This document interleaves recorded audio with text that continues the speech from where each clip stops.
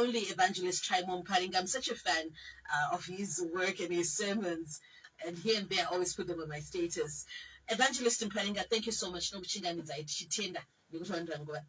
Tinotenda zvikuru weekend. Kuri sei kwamabva? Aiwa kuchena mina ngayise holiday. Aiwa yanga iri right hayo. Tipinde nemo key principles of success. Tauraini is evangelist. Thank you. My principles is success akati one day, so I'll touch a few maybe because of our time. Kubudirira success ndizo usiona kubudirira. Chinhu chese chaunoda kubudirira machiri chine zviga kana ma principles anochiguida kuti ugone kuva successful. Chekutanga ndingati focus. Kuva munhu ane focus, ane chiono, ane vision, ari dedicated kuti zvandoda kuita ndezvizvi. Kana wane focus now, pane zvinopinda mukati mefocus zvekuti you must know what it takes kuti ndisvike ipapo. You must set your goals, know the challenges that are accompanied nechinhu chaunoda kuaccomplish, because chinhu chese chaunoda kuva successful machiri chine ma-challenges acho.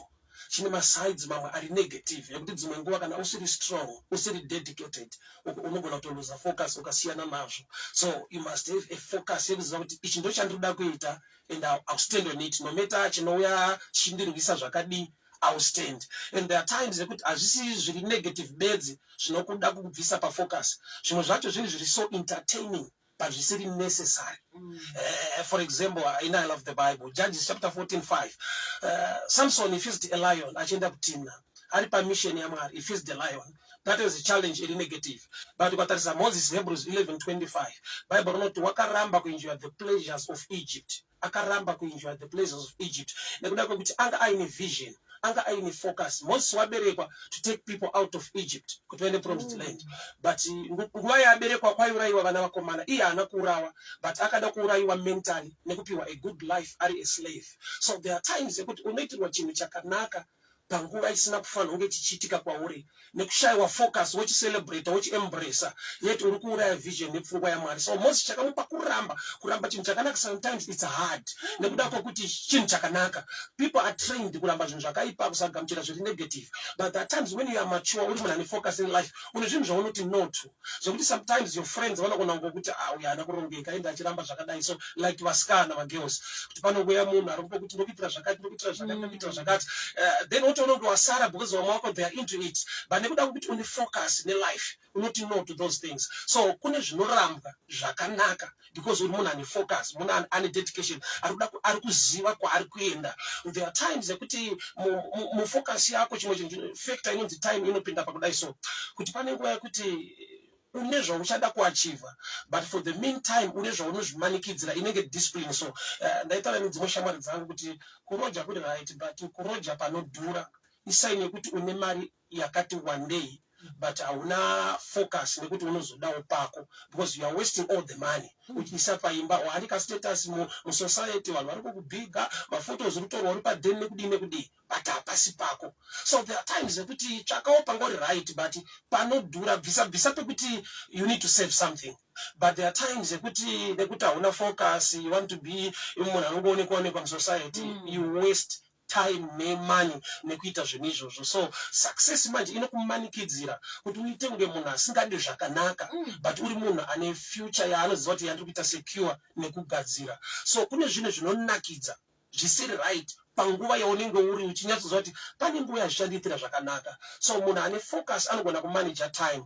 Bible rangu kuna Isaiah 55:10 inoti Mwari unopa bread to the eater, seed to the sower, which means bread iresult yekuti munhu ane wheat adyara muvhu ndobva azokohwa the seed. So seed inokuproducera bread. Saka pakuda kuunderstanda kuti ichi chingwa here kana kuti iyi imbeu, because mbeu yechibage unogona kutosuka mbeu kanogayisa ukadya sadza, but uri kudya future yako because seed ishoma but bread go rakakura. So there are times yekuti zvishoma zviripo zvaakuda discipline zvekutoti unodyara mbeu yako uzova nechingwa chakawanda in the future. So mulife dedication yako iri pakuti kana uine focus, une zvinhu zvaunozvirambidza, une discipline yaunozvipa, une zvaunozvimanikidzira kuita zvekuti sometimes hazvisi popular, hazvisi zvinhu zvekuti musociety vanga kucelebrate because tine machampions ari mapublic champions but ari my private failures mulife yekuti society inomucelebrate.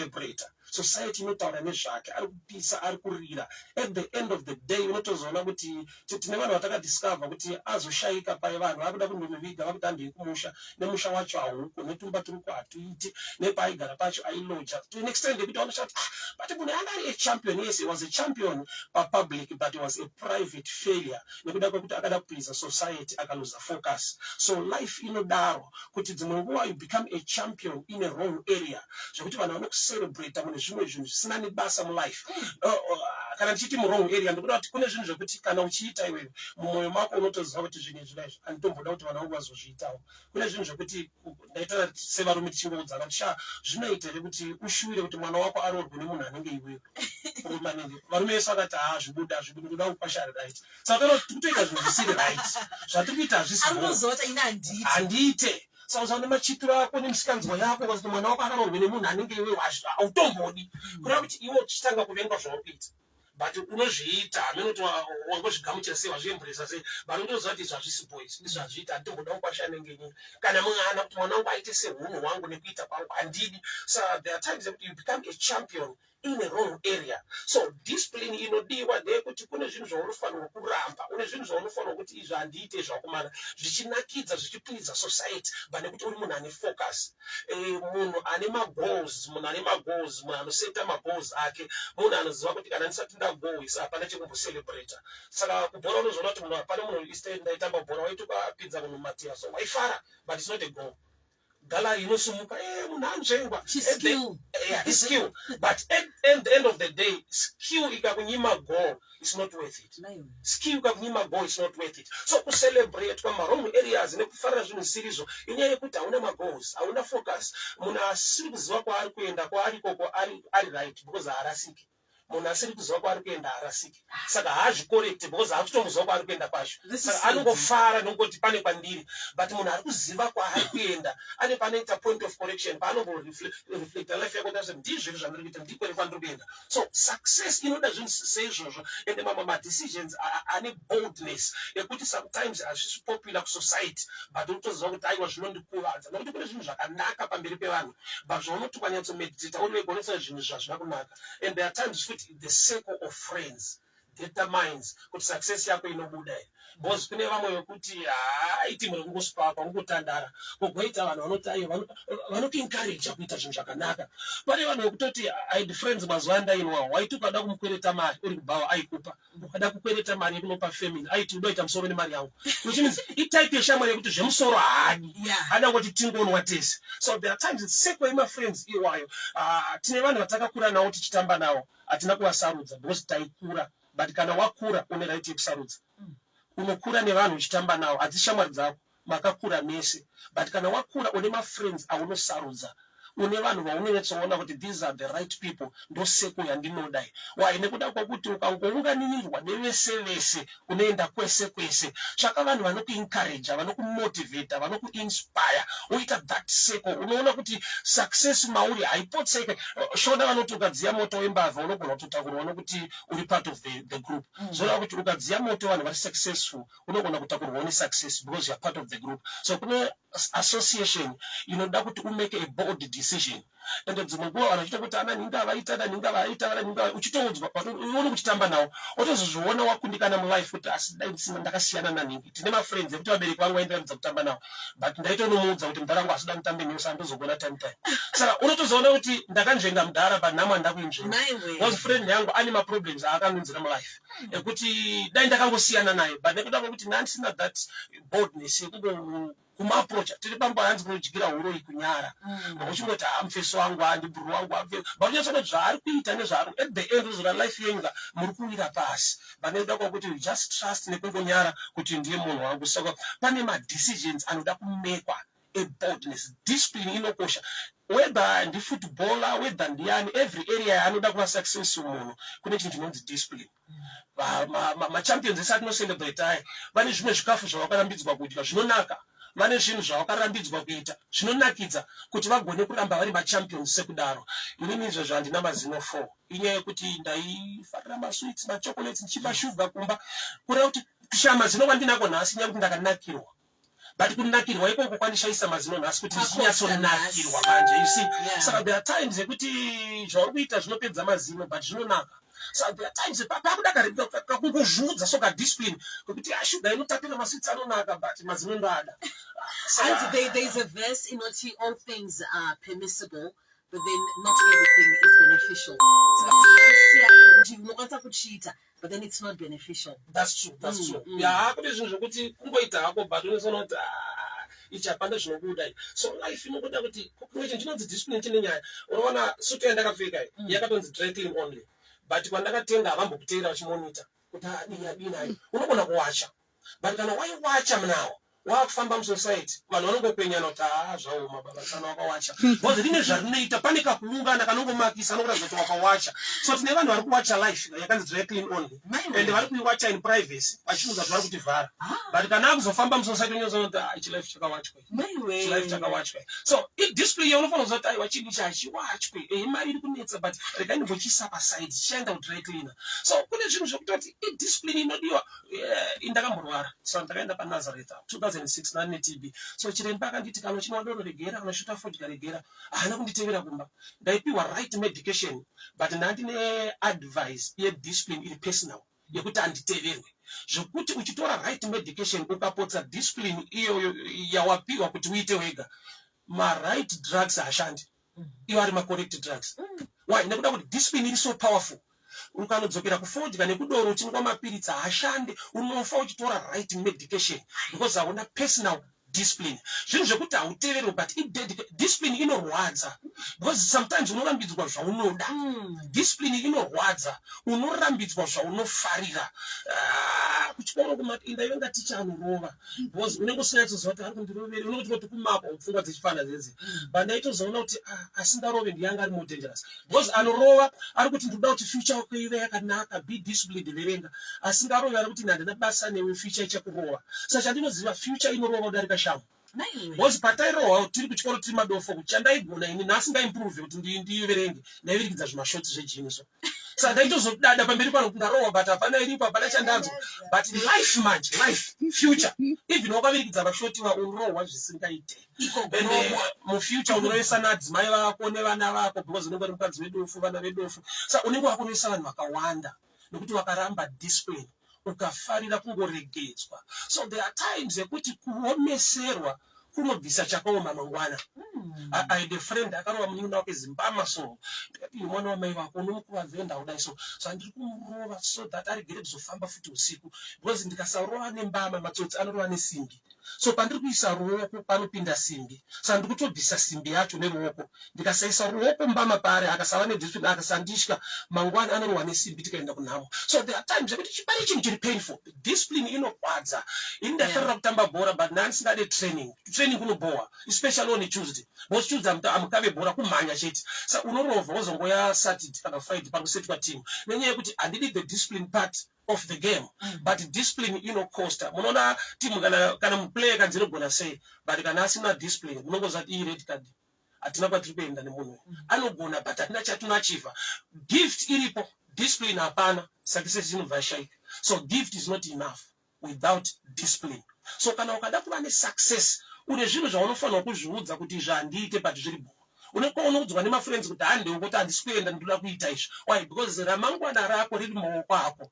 Vanhu vaunogona kukopa nekuteedzera, vamwe vacho success inouya kwavari ndeyekukiyakiya. Ndaimbotara nevamwe munhu achiti but kune vanhu vasinganamati wani vari successful, ndikati research yako iri poor. Hakuna munhu asinganamata asi ari successful vari kutaura. Vane matiro avanoita nezvavanonamata nenguva dzavanonamata zviri privacy zvausingazive. Iwe ungoti haanamate but ari successful paanoita zvinhu zvake usipo hauzvizivi.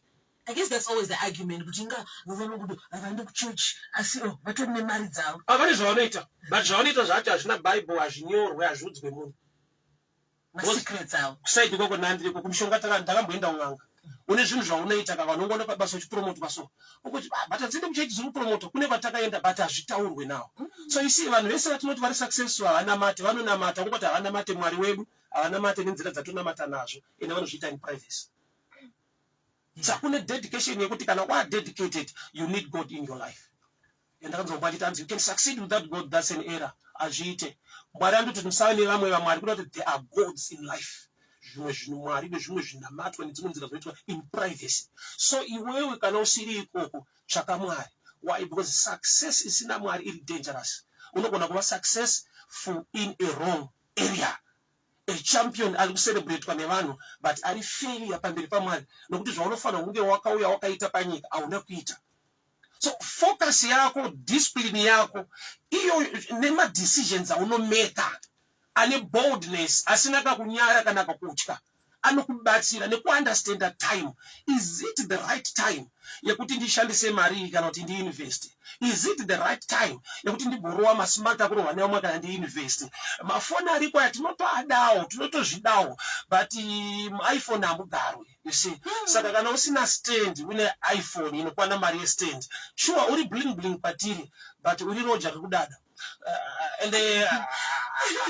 Hakuna chinhu chinorwadza kuti zvauri kuita zvese uchinakirwa vanhu vachikucelebrata hauna kwauri kuenda. At the end of the day, kana ukanakidza on same society pane kwaunofanira unorarama nero. Kana kusiri kumba kwako une foni inokwana stand iera no matter vamwe vanokupiga zvakadii. Why? Because pane mabasic needs elife ka aunoignore but uchitokonzera a problem even to your family. Ikuda kwokuti uda kuitwa champion, uda kucelebratewa zvakanaka tozvida but programa time kana uchida kuva successful mu life. Kune zvinhu zvausingafanirwi kuita nhasi mari yacho uinayo but nekuda kwokuti hazvisi necessary for now usati wagadzira chinhu chiri basic for life and your destiny nefuture yako. So challenge yatinayo ndeyekuda kuti to please the society and tine pressure. Tiri kurarama mutime yesocial media, tine pressure. Tine vanhu vatiri kuda kukopa vasiri kuita zvinhu zviri viri, vari kufeka zvinhu, vari kugadzira zvinhu zvisirizvo zvatiri kuona kunge vaa successful. At the end ndotozona kuti munhu hana chainacho but pasocial media tine malandlord online, tine vanhu vane malambogini online, in real life havana. Online kuna vanhu vakanaka kuti vazosangana nayo ndozona kuti havana nokuti kune zvinogadzira vanhu online. So pressure yatinayo sometimes visa pressure. Focus sometimes inorwiswa nepressure nekutarisa kuti uchakadzira naye but atoachieva ichi, uyu takaita zvakati akatoachieva. Some people they don't use the right principles. Some one matsotsi and utsotsi haisi formula, haisi principle yatingaencourage munhu. Because at the end of the day anoita champion nhasi after 3 years akujeri akuprison life yatoparara but aibonzi imbinga ari successful inyaya yekuti principle yaakashandisa haisi but iwe yakatokupa pressure ukapedzera watotobawo futi. So there are times yekuti discipline inodiwa kurarama unyazoziva kuti this is not the time. Bible rako rinoti time and chance are given to all. Kuva nemukana zvinopiwa kumunhu wese. So ukagona kumanage time, the sons of Issachar were commanders of Israel because they did the understanding of times. Kuunderstanda kuti munguva ino munofanirwa kuitwei. Nekuda kwokuti pane zvimwe zvokuti ini ndiri form 4 ndaigona kutova nevana ndaigona kutova nevana but ndakaitawo kadiscipline kwekuti aiwa ndinofanira kunge ndambopedza izvi kuti ndizova nemhuri. So there are times yekuti ability yacho yatopo but paakudiwa discipline. Chinhu chinonzi self control chiri dangerous. Chinotonzi self control. Hautomboda chimwe chinokucontrola from outside itself. Kuna kuti chiri in you. Ende ukanzwa Bible chiti panofanira kuva ne self control. Kuna kuti kune zvinhu zvine machances ekuenda out of control in you. Zvakatosikwa naMwari but ukazviregedzera zvinoenda out of control. Vana zvipo zvinobva kuna Mwari but ndogona kutobereka vana 50 zviri zvipo zvakabva kuna Mwari but kwandiri hazizoita zvipo ano maproblems. But I can turn zvipo kuita maproblems ndikashaya discipline. Zvakanaka but ukazviita nenguva isina kufanira usina zvikwanisiro it becomes a problem. So dedication nefocus nemadecisions zvinokubatsira ufunge weekend. Yeah, and to be kunonzi kumbwanyirwa madomasi edu dzikainaro visai rimwe bhaudhi rinyatsonyura. Thank you so much, Evangelist Muparinga. What a word. I know I'm getting a lot of messages here. Kunoda kukubata Evangelist, my social media handles aim. Yeah, they can just join me on my Facebook page. Next street, I preach in the streets, my face the streets. So never Facebook and my phone number 0772 914-701. And I also preach my different denominations. I'm an evangelist. I'm all over. Thank you so much. Key principles for success. A shot in the arm, Evangelist.